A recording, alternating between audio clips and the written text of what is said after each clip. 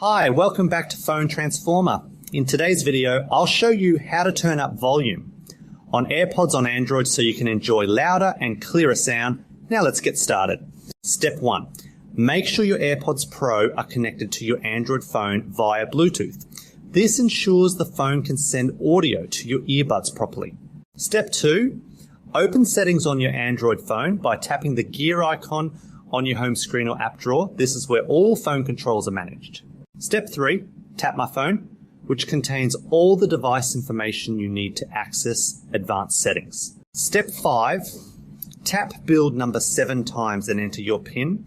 This will enable developer mode on your phone, unlocking hidden settings that are needed to adjust audio behavior.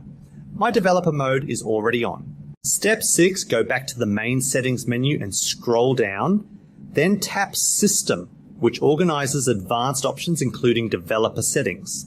Step 7. Scroll down and tap developer options. This is where advanced features like absolute volume control are located. Step 8. Scroll down and tap disable absolute volume to enable it. This separates the phone volume from your AirPods volume. See, now it's allowing to turn the sound up higher than before. Thanks for watching, and don't forget to subscribe to Phone Transformer for more helpful tutorials.